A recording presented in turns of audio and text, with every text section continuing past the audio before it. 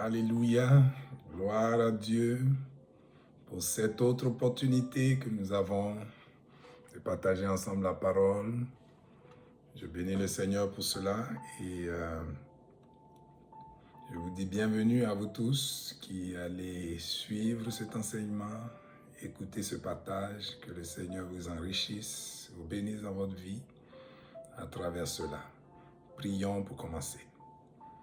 Je te dis merci Seigneur, toi qui me donnes cette opportunité. Je bénis ton saint nom. Je reconnais tes bienfaits Seigneur dans ma vie et je veux te rendre toute la gloire. Merci pour Jésus, pour le salut, plein salut que tu as acquis pour nous, pour moi. Merci pour ce temps et pour ce que tu me permets de partager. Saint-Esprit, je te remets toutes choses, que je sois un simple instrument en tes mains, toi qui connais les cœurs, qui connais les besoins et qui sais comment parler au cœur. Merci de m'utiliser dans le nom de Jésus. Amen. Donc encore une fois, bienvenue et nous continuons sur les partages que j'ai commencé à faire, basé sur le livre « Il est aussi écrit » que le Seigneur m'a fait la grâce d'écrire.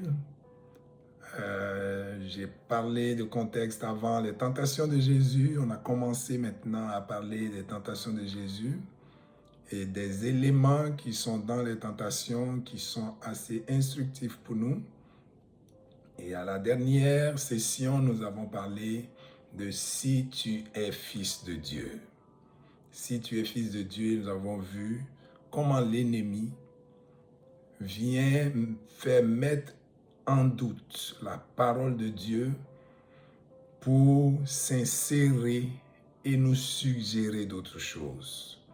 Et c'est sur cette lancée que je veux continuer. J'avais prévu aller avec la suite, mais j'ai beaucoup eu à cœur de revenir sur ce point. Donc, je vais reparler un peu de ça, sur cet aspect où l'ennemi vient semer le doute sur la parole de Dieu que nous avons. Jésus avait reçu de son Père le témoignage qu'il était son Fils bien-aimé. Et l'ennemi vient pour le tenter, commencer par dire « si tu es fils de Dieu ».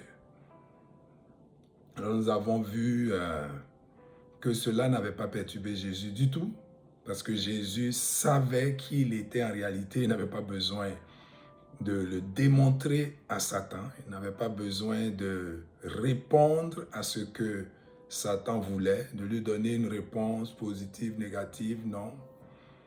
Jésus savait comment répondre et il a agi de la façon dont il devait le faire et qui nous donne des enseignements.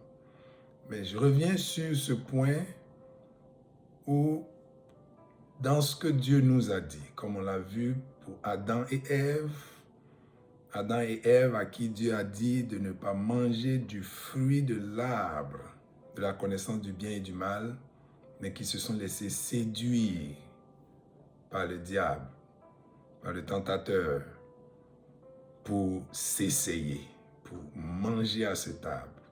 Pourtant, Dieu avait dit, vous n'y mangerez pas. Vous ne mangerez pas le fruit de cet arbre. Le jour où vous en mangerez, vous allez mourir. La parole de Dieu est vraiment plus vraie que toute autre chose. Jésus a dit, je suis la vérité. C'est Jésus qui est la vérité. Il a dit, je suis la vérité, je suis le chemin, la vérité et la vie. Il n'est pas un chemin, une vérité, une vie, il est le chemin, la vérité et la vie.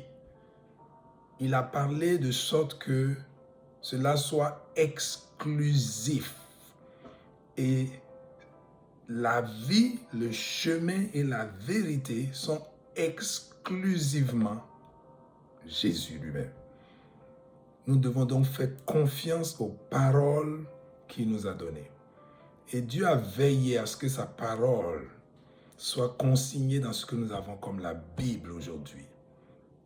Il savait d'avance qu'il y aurait beaucoup d'instructions, que les gens seraient instruits, que la connaissance serait répandue. Il a permis que ces choses soient consignées pour nous. Et nous, aujourd'hui, qui dans le monde, à travers le monde, savons lire, sommes capables de lire la parole de Dieu, nous devons nous attacher à cette parole parce que par elle, l'Esprit de Dieu nous parle. Et aujourd'hui particulièrement, je veux prendre le cas du psaume 103. Et pour ne pas passer trop de temps, je vais me limiter aux versets 2 et 3 qui disent « Mon âme bénit l'Éternel et n'oublie aucun de ses bienfaits. C'est lui qui pardonne toutes tes iniquités, qui guérit toutes tes maladies. » Donc voici un psaume que nous avons. Il est de David. Et ce que ce psaume présente ici, c'est une très grande reconnaissance de David devant les bienfaits de Dieu. Il parle à son âme, c'est comme s'il il fortifie son âme lui-même.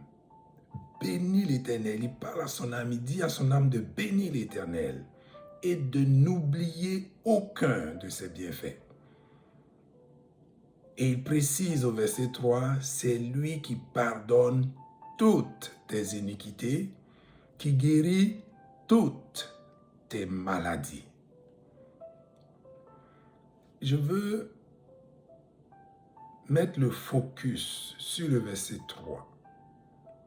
Parce qu'il y a des choses qui sont dites là qui sont assez fortes pour moi. David dit, c'est l'Éternel qui pardonne toutes tes iniquités, qui guérit toutes tes maladies. Vous pouvez prendre différentes versions, c'est toujours précisé toutes. Toutes tes iniquités, toutes tes maladies. Alors je vais commencer déjà par les toutes qui sont là. Lorsque nous retrouvons devant un tel verset, comment est-ce que nous le prenons? La Bible dit que l'Éternel, que Dieu pardonne toutes nos iniquités, qu'il pardonne toutes nos iniquités, qu'il guérit toutes nos maladies. Est-ce que nous sommes capables d'accepter cette parole et de la croire vraiment pour nous? Parce que tout commence par là. Croire ce que Dieu dit, saisir ce que Dieu dit. C'est lui qui pardonne toutes tes iniquités.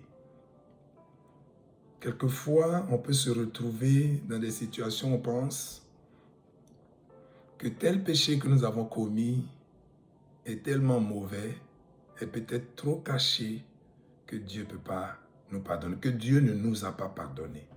Et plusieurs personnes qui vont à l'église se retrouvent sous le coup de la condamnation. Ils se condamnent eux-mêmes. Ils ne se voient pas dignes des choses de Dieu. Oui, personne n'est digne des choses que Dieu nous donne. Mais c'est par Jésus-Christ que Dieu nous regarde et nous voit agréables, saints pour lui, purs. Parce que Jésus a payé un grand prix pour nous. Et David, qui n'est même pas dans cette époque, qui n'était pas dans cette époque où Jésus avait accompli, où Jésus a accompli ce sacrifice, savait déjà tirer le maximum de l'amour de Dieu. Quand on regarde les psaumes, quelquefois ça donne l'impression que David était au-delà de la dispensation de l'Ancien Testament. Il vivait une certaine intimité avec Dieu. Donc, Dieu pardonne toutes nos iniquités. Peu importe la grandeur du mal que tu penses avoir commis, du péché que tu penses avoir commis, Dieu pardonne. Et ça ne prend pas grand-chose pour que Dieu pardonne. Ça prend juste la reconnaissance de ce péché, savoir qu'on a mal fait et demander à Dieu pardon. Reconnaître et venir devant Dieu. Donc s'il y a un péché qui te tient et qui fait que tu n'es pas libre, tu es toujours sous le coup de la condamnation, tu es peut-être avec tes frères dans l'église, mais à tout moment, tes pensées vont là-dessus et puis tu penses que tu n'es pas digne. Ce ne sera jamais par tes forces, mais c'est par l'œuvre que Christ a accomplie. Alors saisis cette opportunité de te laisser libre et de sortir du coup de la condamnation. Parce que c'est l'ennemi qui te fait garder cette pensée que tu ne peux pas être pardonné, que ce que tu as fait n'est pas bon. C'est l'ennemi qui te fait avoir ces pensées. Saisis la parole de Dieu qui dit « Il pardonne toutes tes iniquités » et prends la liberté que Dieu donne à ses enfants. Rejette les pensées que l'ennemi t'envoie, les pensées de l'ennemi qui disent que tu ne peux pas pardonner. Dis-lui que le sacrifice de Jésus est suffisamment grand pour effacer complètement tout ce que tu as fait. Parle-lui de la parole de Dieu. Quand l'ennemi vient avec cette pensée, retourne-lui la parole.